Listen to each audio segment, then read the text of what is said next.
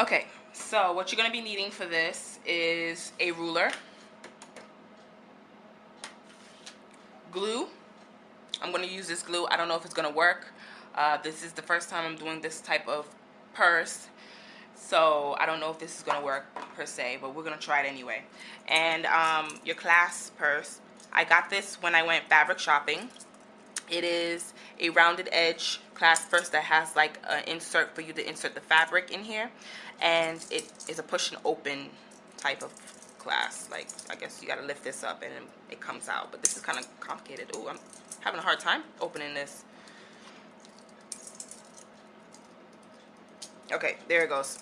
And it opens like this, and it has these little metal links where you can link a chain in it. I didn't buy a chain, so later on I'll add it when I'm finished. Hopefully this bag comes out great. And that's it. I will put a link for you to check out other, maybe a place where you can go and, you know, purchase a clasp.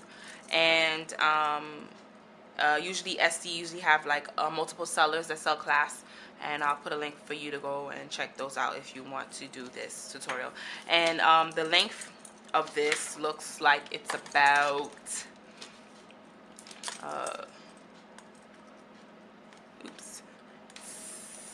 six inches. So just like a cinch inch, it's not going to be a pretty big clutch, but I thought that I wanted something small, so I just went ahead and got this. Scissors, a piece of pattern paper to draw out your pattern, needle and thread, and I'm going to include the stones that I want to apply on my purse. So again, I got these at my at the fabric shop trimming stores, and I'll also put a link where you can get your sew-on stones like this. This is like a basically it has 2 holes here, about 4 holes here, where you can just sew on top, and it's like a set-in rhinestone. And these are pretty much you can buy them individually or packaged, and I'll put a link where you can get some online if you don't or can't find any at your craft store. The first step is you basically take your pattern paper and you draw a line at the center of the paper, like I already did, using your ruler. And then once you've done that, you take your paper and you fold it like this in half. Once that's done, you take your clasp and you place it at the center of this the line.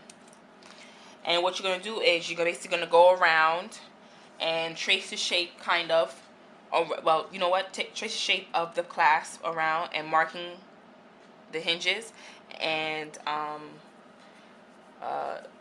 continue all the way around, and allow yourself like basically a ½ inch seam allowance at the edge once you traced your purse clasp. I'll show you. So I'm going to basically leave a ½ inch from this edge outside the clasp when I sketch it.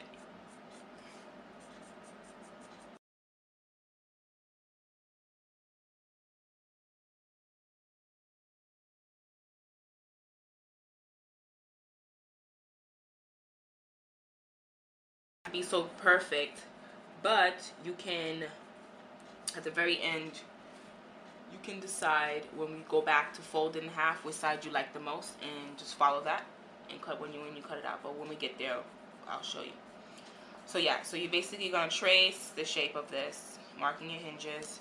And what I'm gonna do is I don't want my bag to be like straight down. I want it to extend outside a little bit, so I'm gonna come out a little bit and then bring it down. So it's because I want it to have more of a shape on the outside and more room.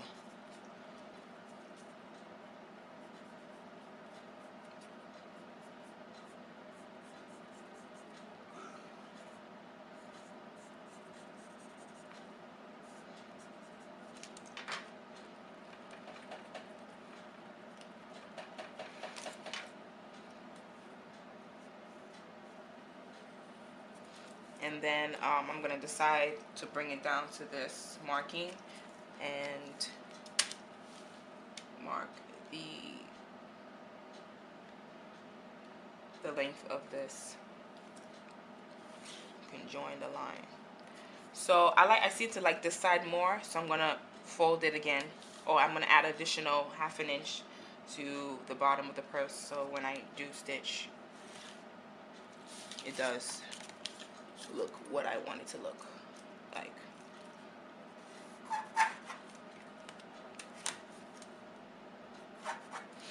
So here's the shape of the purse. I think you can fit at least 2 of these in here. I think. I don't want it to be too big. You know what? I'll add additional 1/2 inch to this. So once you have your pattern cut out, you take your piece of fabric and you lay your pattern right on top. Actually, let me do it this way. You lay your pattern piece right here on top.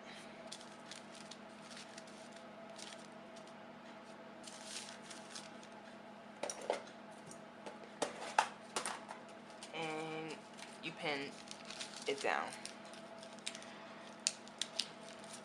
So you will do all this for all your fabric material. Oh, I decided to change my fusible into something a little bit more heavier like this. So this is more like a felt fusible. It has a glue back, so I think it'll give it more structure instead of the one I had showed to you previously. So I'm going to use that instead, and I'm going to glue it to the lining instead of this body because this is kind of like sheer and it'll show. So I'm going to cut the lining twice so that it won't show through the first one, but put the fusible on the second layer of lining, so that way it will give it. So once you cut out all your pattern pieces, it should all look like this. This is the fusible that I will be using for the inside of the lining part to give it more structure. And I cut 4 pieces of this lining because I wanted to add 2 pieces to the outside shell of the bag, which is this. But since this is so sheer, I wanted to give it more more firmness about this, so I'm going to apply the lining to this as well. And once that's done, it's that step, you can take one of your pieces of outside fabric and lay it flatly, and then you can apply your stones. I choose these almond shaped rhinestones and a few other shapes as well to create my design. You can do any type of design you want. I like flowers, so I came up with this little flower design. But it's up to you whichever design you want. And once you lay everything out, you can choose whichever way you want to put it, and you can start stitching them down. So I finished stitching my stones to the outside of the fabric, outside part of the fabric. And as you can see, it looks like this. And I also ironed on my interfacing to the lining. That would be the backing part of the outside of the fabric, because again, my fabric is very lightweight and you can see through this fabric. So I don't want that to happen, so I'm going to apply this part, the interfacing part lining, onto this side of the fabric. So I'll do that for both, and then what I'm going to do, I'm going to lay them each on top of each other, and then I'm going to take one side of its face and place it down, because this will give me like a whole 1 unit piece. So what I'm going to do after that is I'm going to pin it all the way around up to here. That's where my hinges should meet once I'm ready to put it on. So I'm going to pin it all the way around about 1/2 inch and then stitch it up to here, leaving this exposed on top. So let me do that right now. And then line everything up. I basically stitched it all around, and I did the same for the lining as well. And now what you're going to do is you're going to take your piece of the bag and open the seam here and on the side and place it down flat like this. Come down about an inch and a half from the tip and draw your line. Mark it.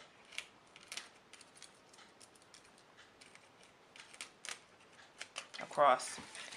And then you're going to stitch where you marked.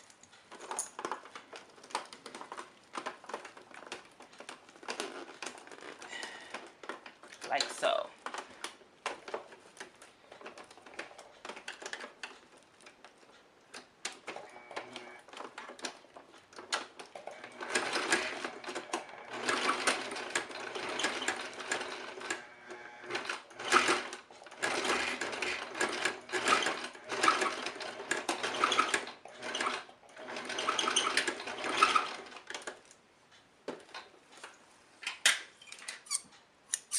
Once you've done that, just cut off the excess. It's kind of hard. Stitching everything, and this is what the outside of the clutch look like. And this is the lining, and I left an opening underneath so I can flip it through when I need to do that. So what you do is once you're done with your outside fabric, you apply the outside inside the lining like this.